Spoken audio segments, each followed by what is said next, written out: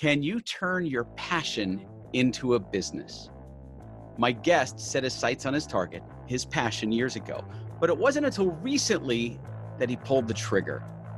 He's no longer hunting for happiness. He's Jason Holliday, and I can't wait for you to meet him. This is TYC 3 Yellow Chairs with Spanky Moskowitz. Jason, welcome to TYC 3 Yellow Chairs, the place where all the important conversations happen. Great to finally have you on. Yeah, thanks, Spanky. I'm just so stoked to be on here today, so thank you. I am thrilled to have you. So first, let's go back and talk about the origin of how we met, because I love having people have the context of understanding how the relationship between you and I started, because it was kind of cool for me. Yeah, no, absolutely. So just to back up a little bit, just for some context, like in 2016, I was working at a factory, and I just recently left there after 12 years, but I was doing the factory life, been doing that for 20 years. And in 2016, like things were really bleak, right? The economy was bad. Everything was kind of tanking. And so when that happens, like, a lot of people where I worked, they lost their jobs. And so it kind of sparked a thought in my head, like, I'm grateful to still have this job. I'm grateful to still be doing what I'm doing. But I started following a guy by the name of Gary Vaynerchuk, which I believe Never heard of him. Never heard of him. You never heard of him? He's written a book or two. So I stumbled onto Gary in 2016, just through Instagram on my lunch break. Simple enough, right? So I started following his content. Obviously, for anybody that's listening, that it's super inspirational. But he brings up a lot of valid points about, just in a nutshell, just going after your dreams. No excuses, putting in the work, and just going after it. Try, fail, fuck up, doesn't matter. Go after it, okay? Can we swear on this podcast too? Is swearing permissible? My rules, my podcast, yes. Right. So the iced coffee's kicking in. But anyway, so I followed Gary, and I really started absorbing a lot of his content. And I was having a discussion with my friend Justin, who was the IT guy over there. And we started chatting back and forth. I'm like, dude, you know who Gary is? And he's like, dude, how haven't you not found Gary? And I'm like, I don't know. I just found Gary. So we were talking about life, and we were talking about, do I want to keep working here? Because I feel like I'm meant to do something else. I'm an outdoorsman. I grew up in an outdoor family, hunting and fishing and camping and adventuring and four-wheeling and all of those things. And I love those things. And I follow people in the outdoor hunting space. And it's like, it'd be great to be able to do that for a career. Right. So it's like, well, how do I do that? Because it's not necessarily lucrative. But I started, like I said, I'm following Gary's, his content and things like that. And I was getting kind of pumped up and inspired. And I was talking to my friend Justin one day, and he's like, I've got a book for you that I want you to read. And it was your book. And he's like, I know Spanky. He gave me a couple copies of his book, and I started reading it. And it was basically what lit the fire under me to just kind of go after. And to be honest, I didn't know what it was at the time. I just knew I had to try. I thought it was going to be a podcasting thing, which I did end up starting. And we can talk about that too a little bit. But it was just a matter of starting out with just the belief in yourself that you're destined for something bigger than where you're at right now. So that's kind of how things kind of got started. Knowing that you are meant to do something other than what you're doing. And, sometimes people don't necessarily have a straight line path to what it is, but inside you, there's that fire, and it just never stops. It's always burning. And finally you go, all right, I'm going to do this. Now, it's interesting, the thing that you do that you're passionate about, that you love, you look at that and you go, okay, how do I turn this into something that could be a business? How do I sustain myself, keep a roof over my head? Because I don't want to live in the wilderness all the time as camping, right, because I don't have a roof over my head. But how do you turn that into something that actually pays the bills? And so I want to hear a little bit about what you're doing today, and kind of, bring everybody up to speed on how you took that passion and that drive and what you've started to do with it. Well, yeah. So bouncing off of kind of where I left off, I set that ball in motion in 2016, right? And podcasting was kind of not necessarily a new thing, but it was kind of new for me. I started listening to podcasts, and like 17 and 18 was like the year of the podcast, and they started blowing up. And, I don't know if you know this or not, Spanky, but I'm a talker, right? So I've always had like this, I don't know, call it a God-given gift to talk, but I've always had the gift for gab. I love to tell stories, especially, growing up in an outdoor family, we tell stories about hunting and the fishing stories and who caught the biggest fish and all that kind of stuff. And, it's just something I've always had. It's like, I know I can talk to people. Maybe I should start a podcast, but I'm a nobody, right? I'm just Jason Holliday from Northern Ohio. I'm not one of these guys that's sponsored, sponsored outdoorsman or anything like that. I'm just a guy that works in a factory. So, but one of the things that I learned from your book was it doesn't matter if you're into that thing, whatever that thing is, it could be basket weaving or whatever, nobody gives a shit if you're a nobody. Everybody started out as a nobody at some point in time. So I created a podcast called the Harvest Holiday Podcast. And I give my fiance credit for that. She actually came up with the name because I said I didn't want to do a podcast just on hunting and outdoor stuff, even though that is kind of the market that it's in. But I wanted to be able to help people that were kind of maybe new into the sport, or, just kind of provide value and insight through my own personal journey, and that's kind of where we're kind of at now. And I started doing some shows, and of course, you go through the process of learning how to do everything. And, it was really hard at first because I had, I reached out to a few people that kind of helped me out and got me started and, found some equipment or whatever.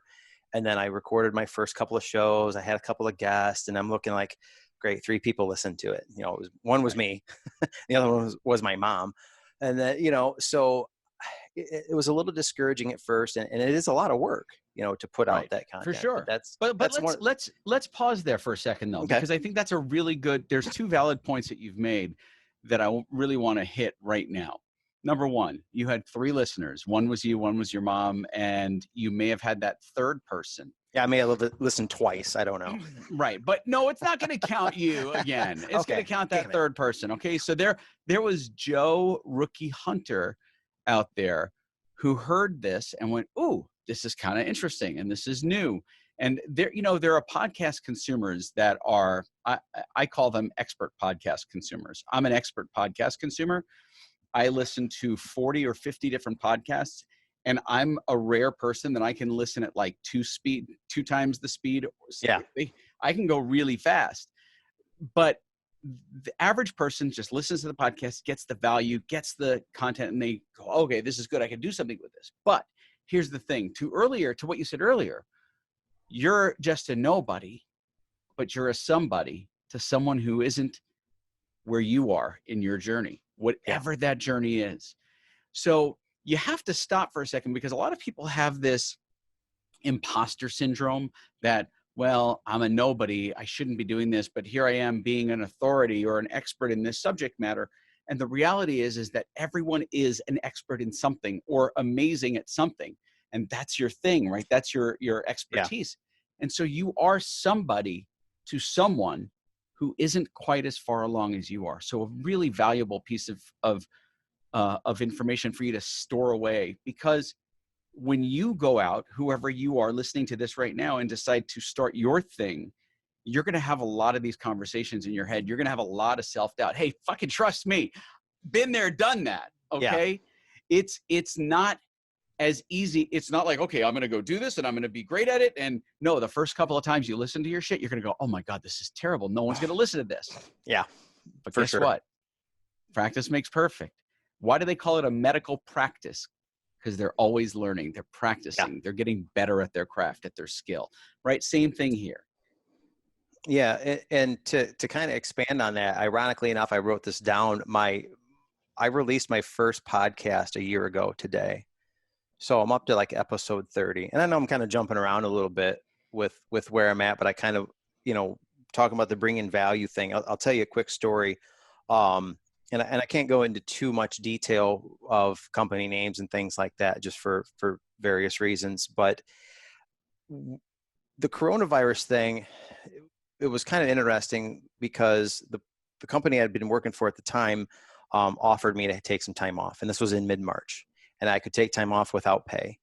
And fortunately, my fiance and I, we worked very hard over the last couple of years. And I was in a financial position where I could take time off without pay. And I thought about it. It was kind of risky, but going back to your book, excuse me, a lot of the content I got out of that was also taking risks.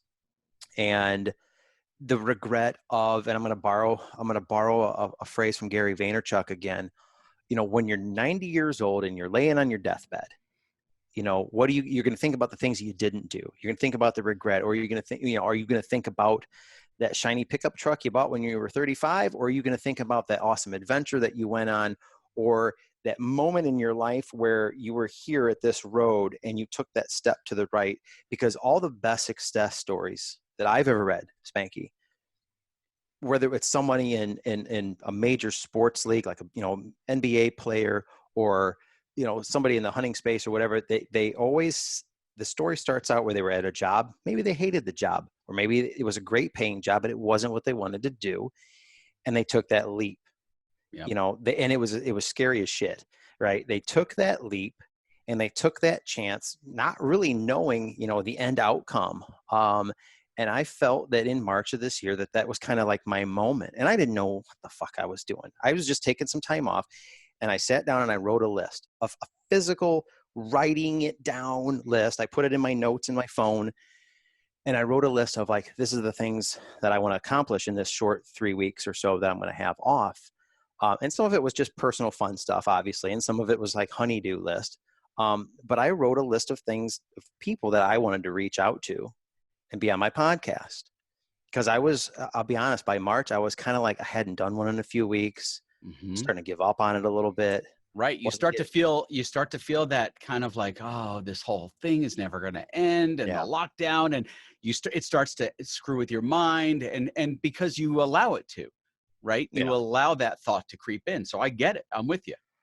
Yeah. So, I was just kind of feeling down on myself about that, and going to the job I was in, and I'm grateful for all the years I've been there, but it's just started feeling like, you punch the time clock, you get up at the same time every day, and you do the drive. And it's like, okay, it pays the bills, but I just don't feel like I'm living, because my fiance and I, we like to travel. She go on vacations together and adventures and things like that. It's like, that's what I want to do.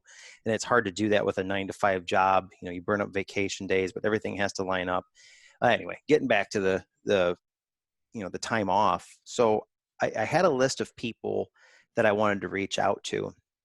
And some of them were just, some of them were big name guests, and some of them were just people in the outdoor space and things like that I found interesting or inspiring. And the first person I emailed Ted Nugent's assistant, and I reached out to her and invited Ted Nugent to be on my show. And she actually replied. And I was scared because I didn't have any, she asked how many people I had as far as followers. And I said, look, I'm going to be really honest with you. I only have this many followers, but I'm only asking for about 20 to 30 minutes of Ted's time. And, I'd be grateful for what, it could be a phone conversation, whatever, but we can keep it down to, a short amount of time. Long story short, Ted accepted, and I think part of the reason was that I didn't just ask him to be on my show. I think, I brought some value in the form of, I was respectful of his time, and I led in with, look, I know how busy that guy is. So I didn't want to abuse the time. So I think that was one of the things that kind of got me in there. And I was like, shit, we did a great interview. Obviously, Ted's, if you've ever listened to Ted talk, he just, goes and goes and goes. And obviously, that once it gets put out there, it gets I get a little bit of a bump, in viewership or whatever, but it wasn't really that. It was more of I wrote something down on the list. I set a goal. I didn't give a shit if anybody cared, thought you're not going to get this or you're not going to get that. I went after it, and I achieved said goal. And here's the valuable piece of information for listeners is that don't think that your vision, your dream is too big, too audacious, because you never know who is going to say yes to you. it takes one person that's got some clout to share your little show on their Instagram story because they have a bigger following. And then next thing you get some, dude, I'm telling you what, I was just telling Michelle this morning. I had like 240 downloads around March. From August of last year until March of this year, I had around 240 downloads. And I know it's not a lot, but between March and right now, I think I'm at 2,500 downloads. And I've only put out a handful of podcasts since March, which still isn't a huge number, but I'm just talking, like I said, I'm a nobody, and the people that I'm chatting with and meeting with, and now I'm emailing and messaging, they've kind of heard of me. And strangers are messaging me and like, I had a guy last night message me and, he found my show and, it just really enjoyed it. And it's like, that made me feel so good that like I helped somebody out. I'm like, man, I've only been doing this in a year. So if I would have gave up back in March, we wouldn't be having this conversation probably. Absolutely. Absolutely. But that's the thing that's really cool about this is that you can just sit down and have a conversation. And if you come to the table with no expectation of getting anything in return other than having the conversation, you're already going to win because you didn't come away looking for something other than let's talk, right? What's happened from that is that let's talk has turned into something of higher value. You weren't seeking that. You were just seeking the conversation. And so I think that's one of the lessons that I really like to share with people is go at your dream, at your vision with zero expectation of anything in return. Absolutely. And because if you go into it expecting something, you're going to be really fucking disappointed. Yeah. But if you go in with zero expectations and something remarkable happens, like that's a game changer. So let's go into a little bit about what your passion is, what you do, because I've been following you now for a while, since you connected with me, and it's been about a year. Yeah, a little over a year.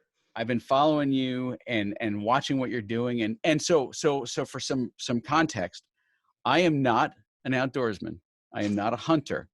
I prefer to bag my beef jerky. No, to get my beef jerky in a bag. You prefer to bag and make your beef jerky. Right. Yeah. Different people. Yeah, totally different. But I love that you're turning your hobby, your passion. See, that's the difference. Let's talk about hobbies versus businesses. Yeah. It's a hobby until you start making money from it, until it starts to become an ROI, return on investment positive for you. It becomes a business when you can monetize your passion, when you can take what you love. And so think about it. That's what I did with my business is I took what I do naturally, what's effortless for me, as easy as breathing. And I turned it into a business that is thriving. You can do that, but you have to approach it with the right mindset. The mindset of I'm going to fucking bring value to the world if it kills me. Yeah. And when you do that, remarkable things happen. So let's talk a little bit about how you took your passion and what you're doing today and what the trajectory looks like moving forward for you. Yeah. So with several small podcasts, in fact, I just did one last night from a gentleman from the same company, different department, same company, because of that first podcast. And so I'm expanding a relationship. And again, I don't get paid by anyone. I don't ask anybody for anything other than time. And I try to bring value. And one of the best compliments I got was, my loyalty is paid for with my own dollars. The dollars that I've put into that brand, that's the jab. Okay.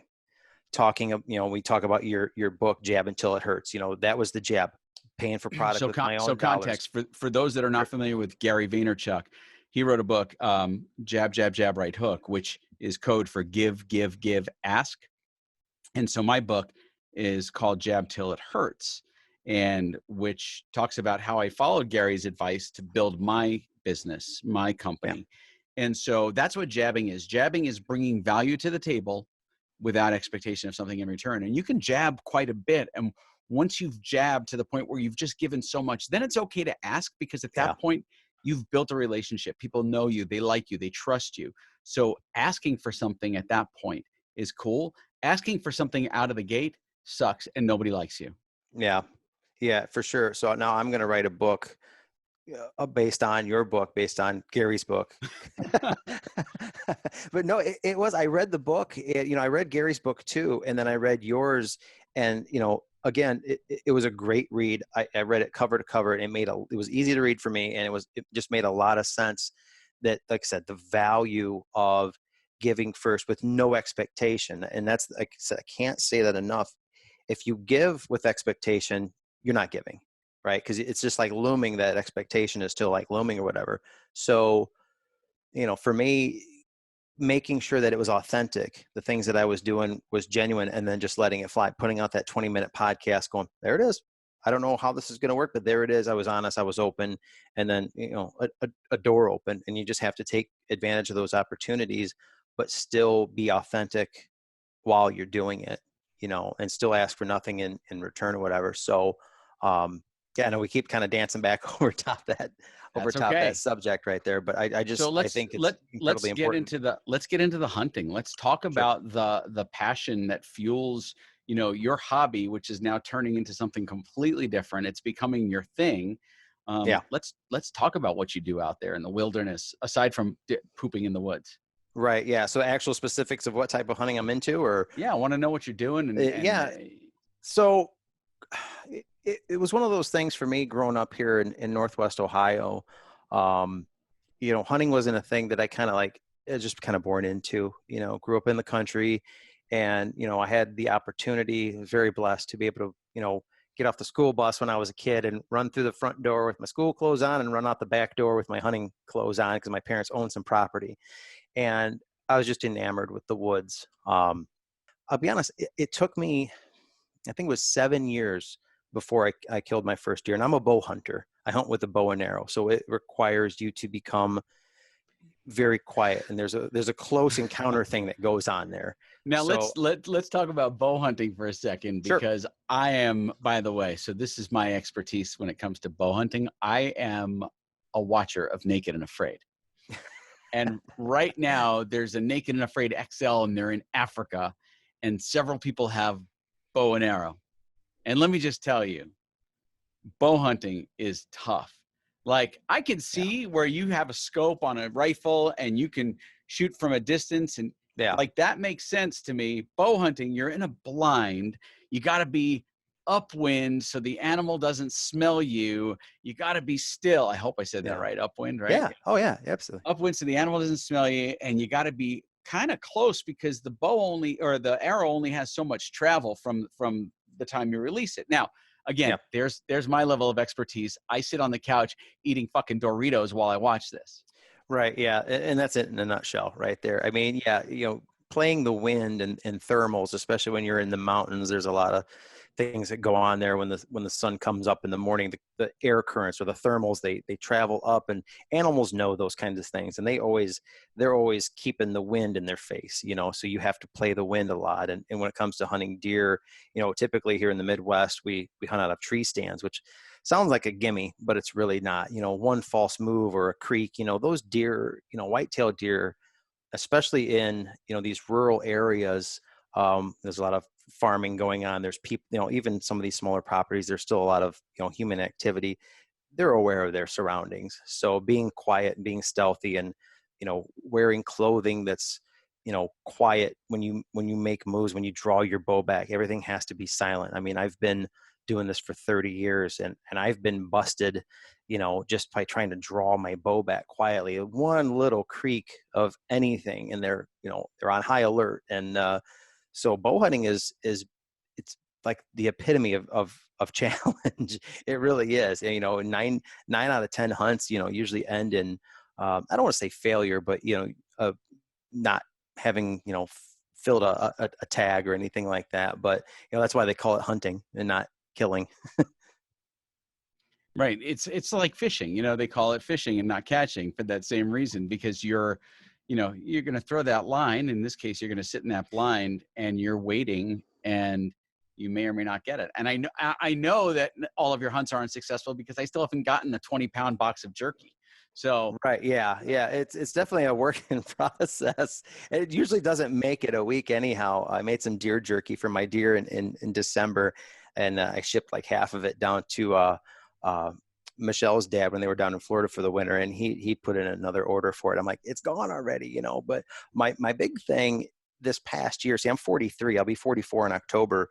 And growing up as a kid in Ohio, the thrill of going out west and hunting elk in the mountains was always kind of like in the back of my mind, but it seemed like one of those unattainable goals.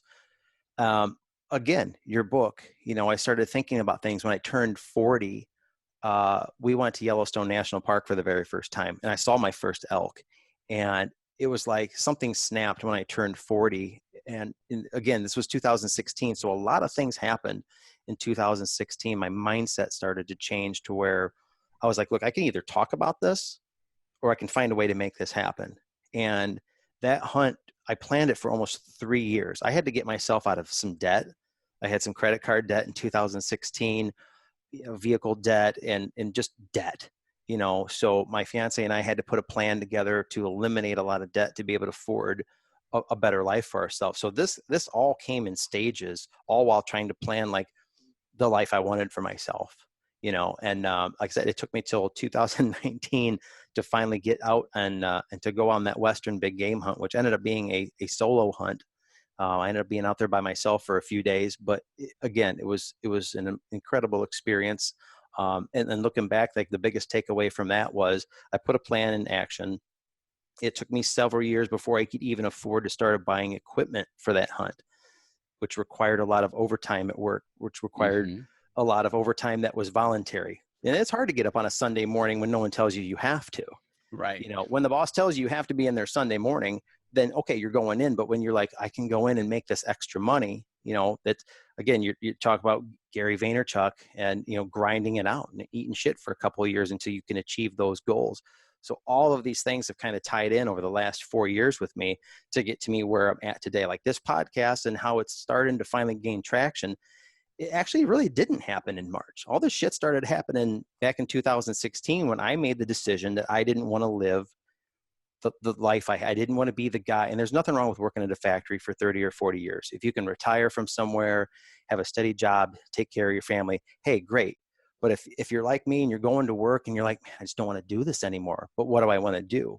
Right. You know, if you don't make those changes, you don't put a plan together, whether it be writing things down or whatever, it's not going to happen. And you have to accept the fact that it's definitely not going to happen overnight, you know? So yeah, I could go on and on.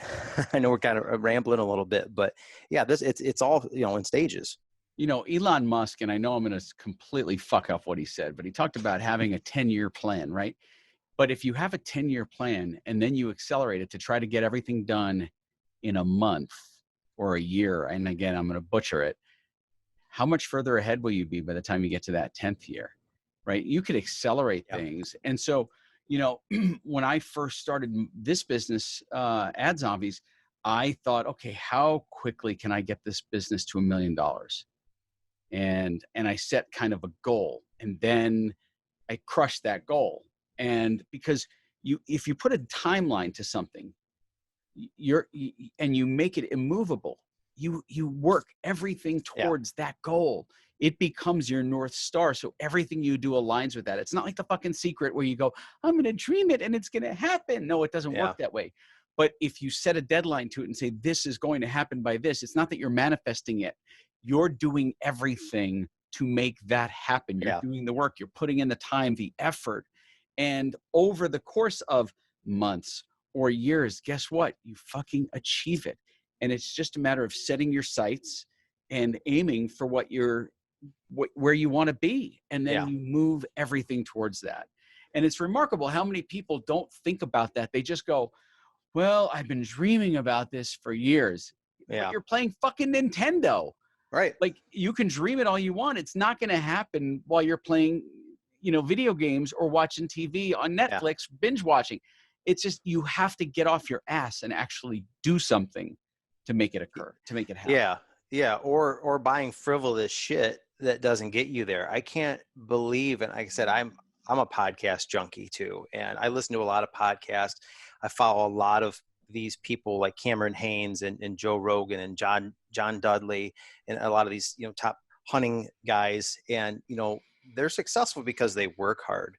And they're so goal driven that all the other bullshit falls away. One of the best conversations I had with somebody was they had a great 6-figure job, but they weren't doing what they loved. So they worked really hard. They paid off their house. They sold the big expensive pickup truck. They sold their ATVs and their toys and their big camper and got rid of all that shit. Because of the thing I hear a lot of guys say when they talk shit on social media, but well, it must be nice to be able to afford that hunt, or it must be nice to, buy that $1,000 worth of clothing or whatever that you wear. And you get on their Facebook page or their Instagram page, and they're driving a $65,000 fucking pickup truck, right, pulling the $70,000 camper with a $30,000 side by side, and they're like, I fucking can't afford that shit. Well, right. They're over leveraged. They're they're financing their lives. Look out your window, and it's just not. I mean, we live in a very modest house. We paid that fucker off. We made some moves and drained basically her savings account. And then every dime I made in overtime and everything went to helping pay off the balance.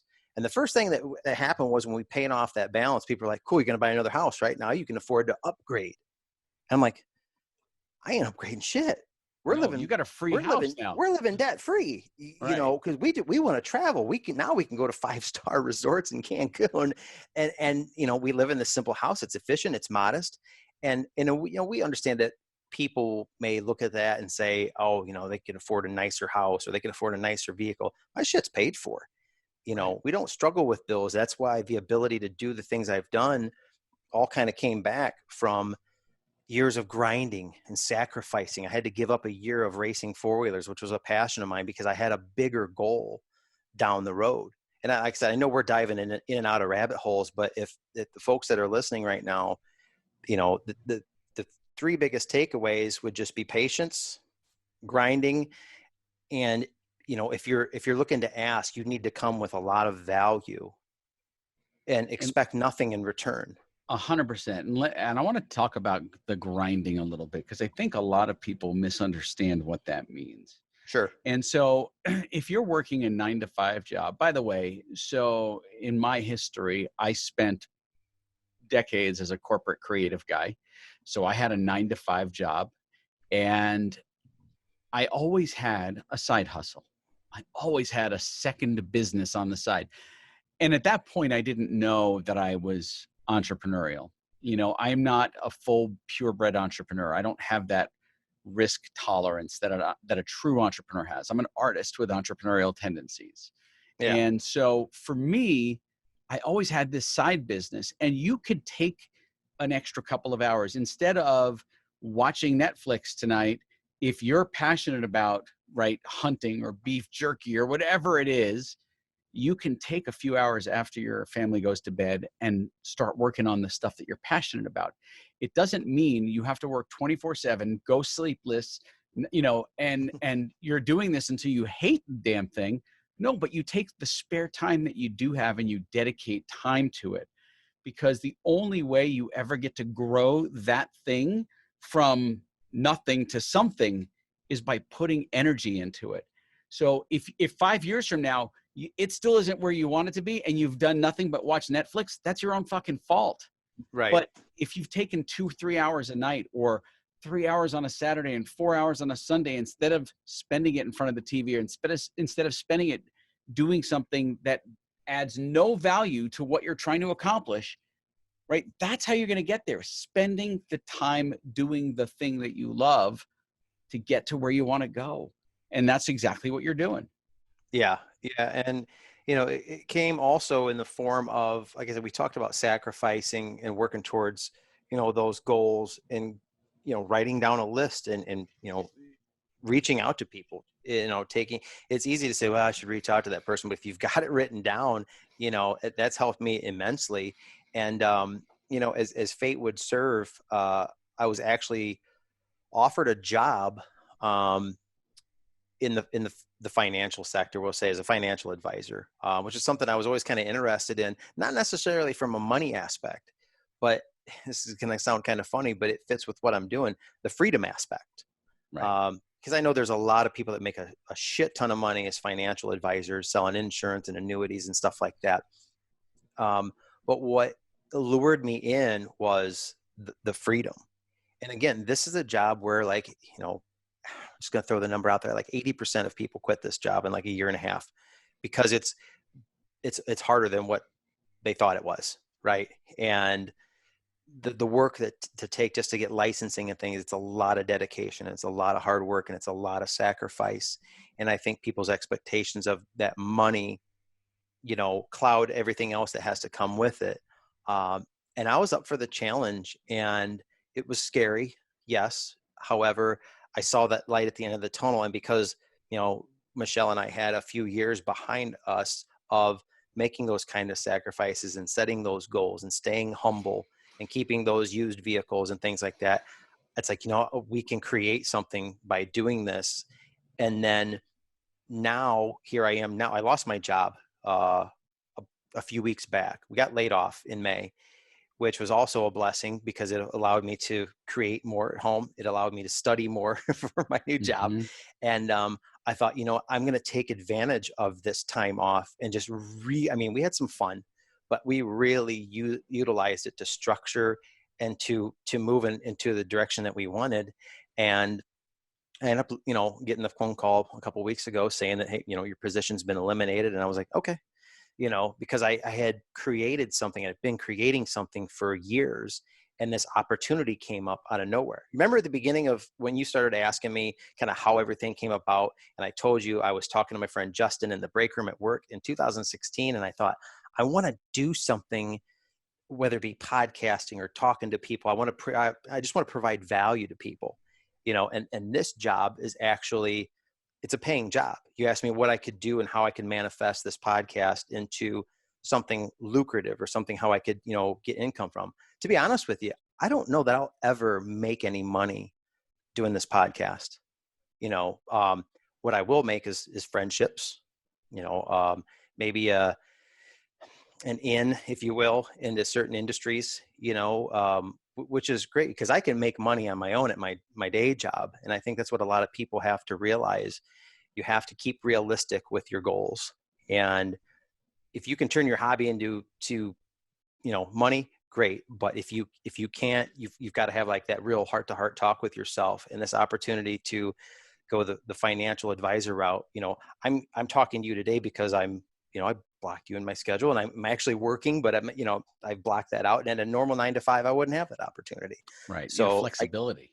the new flexibility, because, like I said, the allure of this job wasn't necessarily the money. It was the flexibility to do a podcast at 9 o'clock in the morning with somebody in Colorado, or to talk to you, or, to get my workday done at noon so I could spend time with my family. Cause that's what's most important, is family time, my hunting time, my outdoor time, and doing the things that I love. And it's, it's been a lot of stress, but it's been a lot of good stress, because it's like that challenging stress. That's that stress that gets you out of bed, as opposed to the stress that's like, I hate my job, that kind of thing. So, But how freeing is it for you after, obviously you got furloughed in March when COVID started, but then you lost your job in May. How freeing was that for you, knowing that, wow, I can focus my energy now on the things that I love? I'll steal this one from somebody else too. I read a post where someone said there's going to be two types of people that come out of this COVID thing. There's the, people that are just going to get absolutely wrecked businesses, wrecked homes, lost jobs. I don't know what the fuck to do kind of thing. And everybody's suffering a little bit financially. I did, my 401k took a huge hit back in March, and it was a total shit show for a minute or whatever. And everybody's had to adjust to some degree, but then there's going to be those people who sit down and take an opportunity and see it as an opportunity to do something. I don't give a fuck if it's finishing that deck in the backyard that your wife's been telling you to finish for the last 6 months. It's an opportunity to create and change. Because when you lose your job, it's gone. It's over. It doesn't matter if you've been there 12 months, 12 years, whatever. When a place closes due to shit like this, it's out of your control. It's out of their control too. Business is just bad. You've got to have a backup plan. And we've been working on this backup plan. And I don't know if it's just the stars aligning and for whatever reason, the cosmos picked me to like, look, man, you're going to, all these great things are going to happen, but dude, I've been working, I've put a Right. lot of weekends and a lot of sacrifice in the last 12 years to have, the things that are kind of falling into line now, but there's still work to do. And, but to answer your question, it is extraordinarily gratifying, even though, I'm still very new at this and there's not tons of money coming in.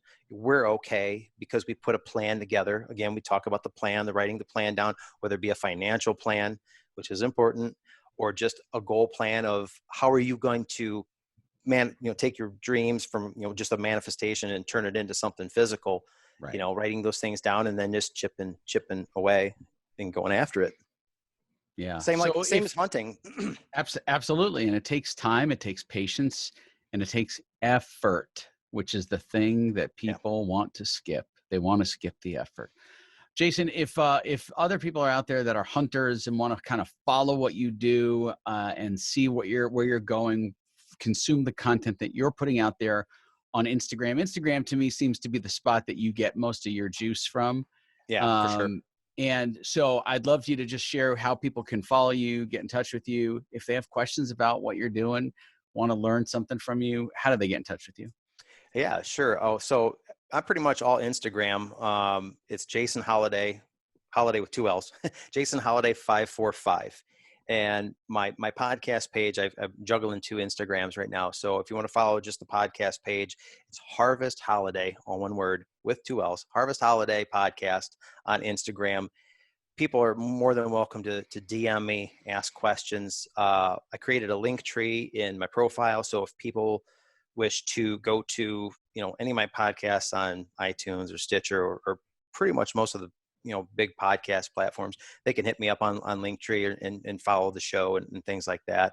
And, again, I'm just a regular guy doing regular stuff. I like spending time with, my fiance. We like to cook and adventure. And of course, as it gets closer to hunting season, I'll start to ramp up those outdoor posts. And I am planning on going out to Colorado again in September.